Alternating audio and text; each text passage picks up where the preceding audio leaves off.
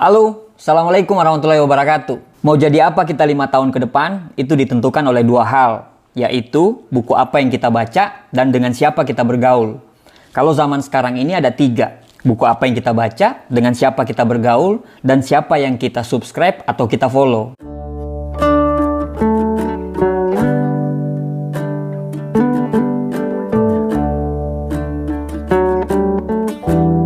Nah, banyak sekali pakar motivasi mengatakan, kasih tahu saya, siapa lingkaran teman-temanmu, maka saya akan bisa memprediksi mau jadi apa kamu 5 tahun ke depan karena melihat teman-temanmu itu. Kalau kita bergaul dengan tukang parfum, kita akan jadi ikut wangi. Kalau kita bergaul dengan pandai besi, walaupun kita tidak kecipratan apinya, tetapi tetap kita akan kena baunya. Jadi memang, kalau kita mau sukses, kalau kita mau bahagia, penting bagi kita untuk memilih dan memilah-milah teman. Mungkin kita sering mendengar nasihat orang tua dulu mengatakan, jangan pernah pilih-pilih teman.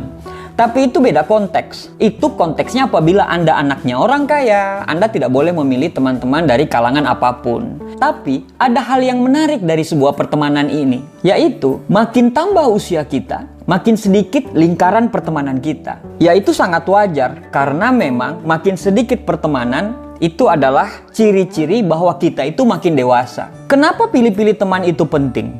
Karena kita itu harus memilih orang untuk mendapatkan perhatian kita, loyalitas kita, dedikasi kita, investasi waktu kita, pikiran kita, dan tenaga kita. Kalau kita memilih teman yang salah, akhirnya waktu kita, energi kita, pikiran kita, dan semuanya itu pun akan sia-sia.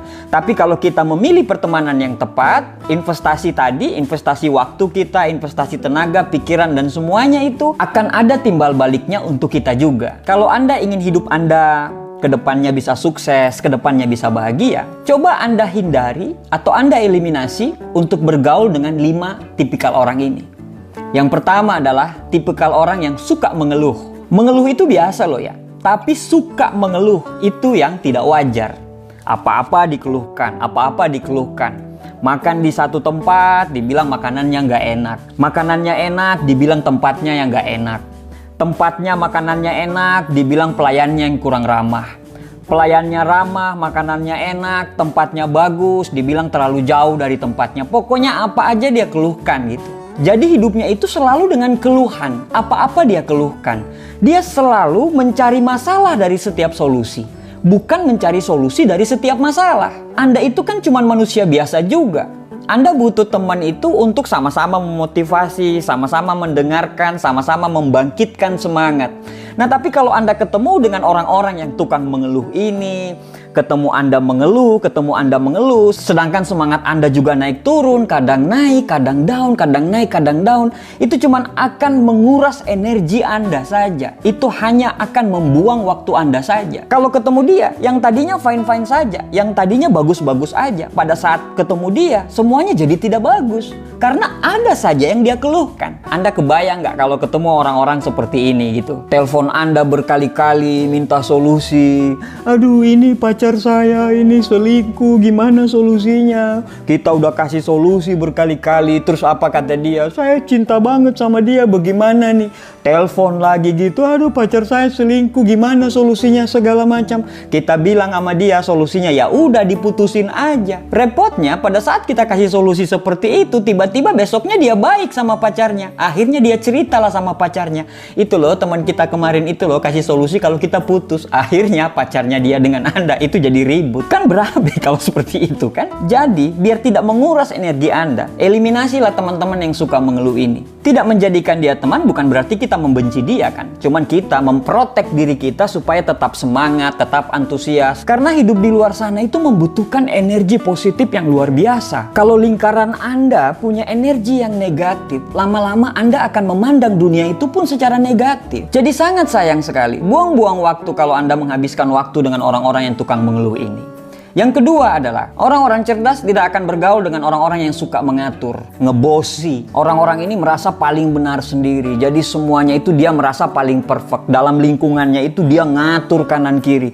Mau nonton di mana dia atur sesuka dia, mau nonton apa, pokoknya atas kemauan dia. Mau makan di mana diatur, pokoknya tanpa persetujuan yang lain. Makan di mana, yang penting apa yang dia senangi, pokoknya harus makan di situ. Orang lain tidak punya hak untuk bicara, pokoknya dia yang ngatur. Kita pakai baju salah sedikit dikritik, pokoknya udah suka ngatur, ngebosi, tukang kritik. Apa yang kita lakukan semuanya salah, pokoknya dia yang paling benar.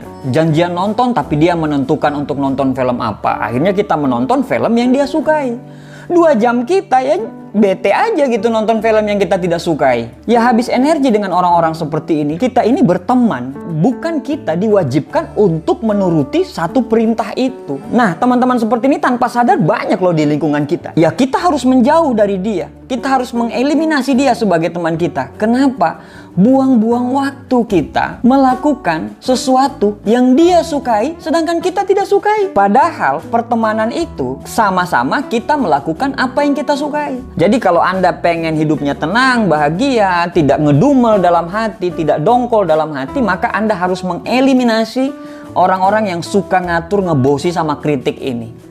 Yang ketiga, orang-orang cerdas akan menghindari untuk bergaul dengan teman-teman yang nggak tahu diri. Yang nggak tahu diri ini seperti apa? Pinjem uang, lupa. Pinjem motor, nggak diisi bensinnya. Kerja kelompok, dia malah pacaran. Pinjam barang, jaket, baju, sepatu, jadi hak milik. Pokoknya kalau ketemu dia, ada aja yang bikin jengkel. Karena orangnya nggak tahu diri. Kalau dikasih tahu, dia malah pura-pura lupa ingatan. Jadi, Anda harus mengeliminasi teman-teman yang nggak tahu diri ini. Yang keempat, Anda harus menghindari untuk berteman dengan orang-orang yang tidak tepat waktu. Orang yang menghargai waktu. Setidaknya dia menghargai 3 hal. Yang pertama, dia menghargai waktu yang diberikan oleh Allah. Yang kedua, dia menghargai waktunya orang lain. Yang ketiga, dia menghargai dirinya sendiri. Nah, kalau orang tidak tepat waktu ini, artinya dia tidak menghargai 3 hal ini. Orang yang tidak tepat waktu ini ada beberapa kemungkinan. Tapi kemungkinan terbesar adalah janji dengan Anda itu tidak prioritas. Jadi Anda harus mengeliminasi dari lingkaran pertemanan Anda ini orang-orang yang tidak tepat waktu ini.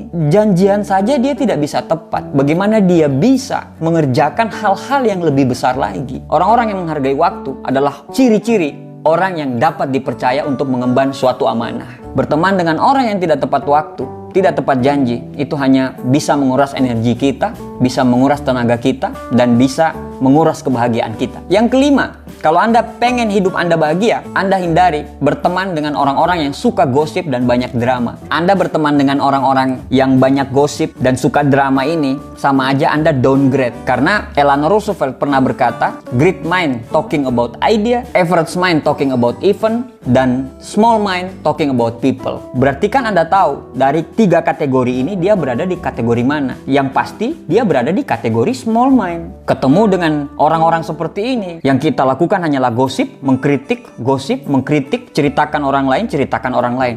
Downgrade kita. Udah suka gosip, banyak drama. Apa yang dia tampilin di media sosial dia tidak sesuai dengan kehidupan nyata dia. Semuanya dijadiin drama. Pengen jadi pusat perhatian, pengen jadi center of attention, supaya dia selalu diperhatikan. Kita juga butuh diperhatiin dong. Kita berteman kan saling memberi, saling menerima. Kalau kita cuman selalu mendengarkan orang lain tanpa kita juga didengarkan, ya capek dan buang-buang energi saja. Jadi, apabila Anda mempunyai teman yang suka gosip dan banyak drama itu, sebaiknya kalau Anda ingin kehidupan Anda bagus, kehidupan Anda sukses, Anda eliminasi untuk berteman dengan orang-orang seperti ini.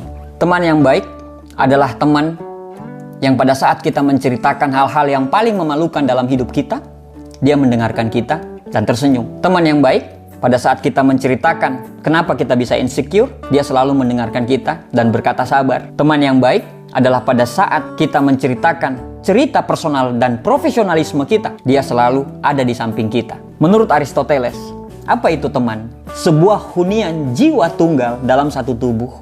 Jadi, kalau Anda pengen hidup Anda bahagia ke depannya, kalau Anda pengen sukses ke depannya, kalau Anda ingin hidup Anda selalu lebih kuat, maka mulai sekarang, mulailah memilih dan memilah mana yang harus dijadiin teman dan mana yang harus dieliminasi. Terima kasih. Demikian sharing santai dari saya. Assalamualaikum warahmatullahi wabarakatuh.